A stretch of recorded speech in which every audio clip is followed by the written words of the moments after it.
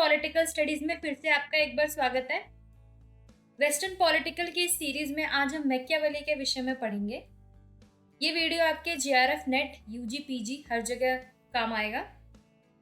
और इससे पहले वेस्टर्न पॉलिटिकल सीरीज में प्लेटो और एरिस्टोटल की वीडियोस हम बना चुके हैं। आप प्लेलिस्ट में जाकर उन्हें देख सकते हैं।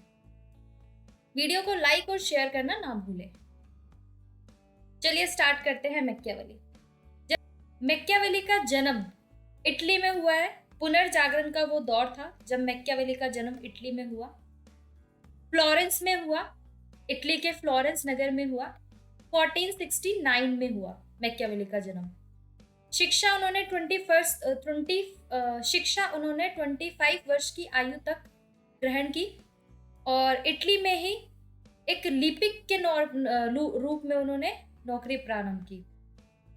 उनकी विलक्षण योग्यता और प्रतिभा से बहुत ही ज्यादा लोग प्रभावित थे और 4 वर्ष तक उन्होंने इटली के ही गणराज्य में सचिव का पद प्राप्त किया। और सचिव के तरह काम करते रहे। 1512 ईस्वी तक इस पद पर वो बने रहे और उसकी योग्यता से प्रभावित होकर वो राजदूत बने, फ्लोरेंस राज्य के राजदूत बने और राजदूत बनाकर उन्हें विदेशों में भेजा गया। 23 बार वो राजदूत बने हैं विभिन्न यूरोपीय देशों में और उन्हें राजाओं के साथ रहकर उनके दरबारों में रहकर सम्राट और राजाओं के साथ वो दरबार में रहते थे। उन्हें कूटनीतिक बहुत, मैंने कहा पहले, डिप्लोमेट थे, राजनीतिक षड्यंत्र, इन सभी का अच्छा एक गहन अध्ययन करने का अवसर मिला। 1512 में स्पेन में वो मेडिची शासकों ने गणतंत्र शासन के सभी अधिकारियों के साथ मैकियावेली को भी शासकीय पद से हटा दिया। अब देखो 1512 में ऐसा कुछ हुआ कि मैकियावेली को उनके पोस्ट से हटा दिया गया और शासकीय पद से हटाया और उसके बाद उनके ऊपर राज्य के विरुद्ध यानी कि शासन के विरुद्ध षड्यंत्र रचने का आरोप लगाकर उनको जेल में डाल दिया। ठीक है, क्योंकि वो बहुत बड़े डिप्लोमेट थे, नेगोशिएटर थे, एक काफी टाइम तक फ्लोरेंस में सिविल सर्वेंट रहे थे 14 सालों तक और बहुत ही ज्यादा उन्हें राजनीति और शासन का ज्ञान था।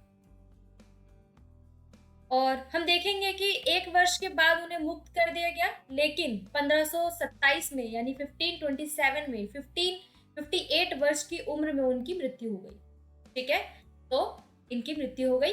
उनके कब्र पे कुछ लिखा हुआ है जो इम्पोर्टेंट है, देखिए आप पिक्चर में देख सकते हैं। इसका मतलब है कि कोई शब्द इस महान व्यक्ति के नाम की बराबरी नहीं कर सकता। ठीक है, ये इनकी कब्र के ऊपर लिखा हुआ है। तो चलिए जानते हैं मैकियावेली की किताबों के बारे में। उनकी बहुत ही फेमस किताबें रही हैं। द प्रिंस सबसे पहली पुस्तक है। द प्रिंस सबसे प्रसिद्ध पुस्तक है। द प्रिंस ऐसी पुस्तक है 100 से ज्यादा लैंग्वेज में ट्रांसलेट किया गया है। और आप देखेंगे उसके बाद जो उनकी नेक्स्ट पुस्तक है the art of war. Art of war में उन्होंने नागरिक सेना की बात की है, भाड़े की सेना की बात की है। ठीक है, उसके बाद है डिस्कोर्सेस ऑन लिविंग। इसमें उन्होंने लोकतंत्र और गणतंत्र स्वतंत्रता की बात की है। फिर इनकी और भी पुस्तकें हैं जैसे कि हिस्ट्री ऑफ फ्लोरेंस और मेंडागोला। तो ये सारी इनके कुछ इंपॉर्टेंट बुक्स हैं। ठीक है, but Prince, art of war, discourses of living, ये कुछ ऐसी पुस्तकें हैं जो सबसे ज्यादा इंपॉर्टेंट पुस्तक है और सभी महत्वपूर्ण एग्जामों में इनका जिक्र जरूर होता है, जिसमें प्रिंस को 100 से ज्यादा लैंग्वेज में ट्रांसलेटेड किया गया है। आर्ट ऑफ वॉर को एक बेस्ट नागरिक मिलिट्री की किताब कहा गई है क्योंकि इसमें मिलिट्री के बारे में, शासन के बारे में अच्छे से बताया गया है। और प्रिंस में शासन कला, मतलब कि राजा को कैसा होना चाहिए, कैसे शासन करना चाहिए, इसके बारे में प्रिंस में अच्छे से डिटेल में लिखा गया है।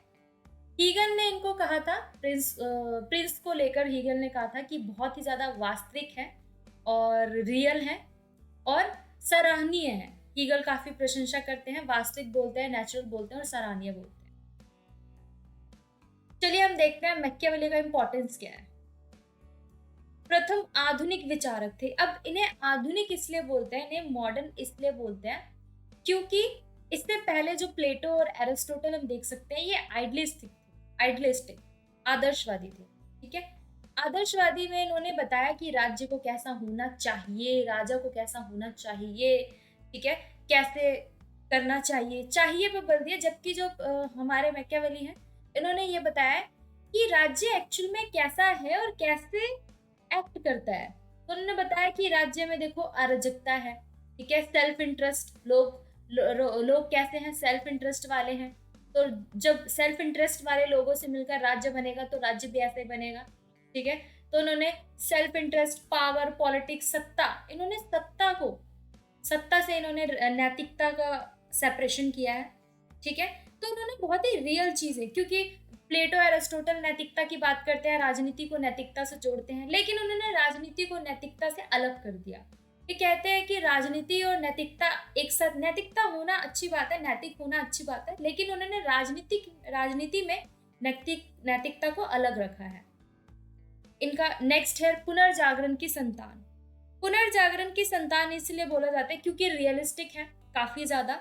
ठीक है, रियलिज्म, यथार्थवादी है, और रेनेसा के काल में ये पैदा हुए हैं जब पुनर्जागरण की आंदोलन हो रहा था। ठीक है, लोग साइंस की बातें कर रहे थे, लोग फैक्ट्स की बात कर रहे थे, लोग क्या बोलते हैं, लोग बिहेवियर की बात कर रहे थे, लोग ऑर्गेनाइजेशंस की बिहेवियर की, फैक्ट्स की बातें कर रहे थे। तो उस टाइम पे इनको पुनर्जागरण की संतान इसलिए कहा जाता है क्योंकि ये रियलिस्टिक है, फैक्ट्स, रियलिटी, ऑब्जर्वेशन, इन सब पे ध्यान देते हैं।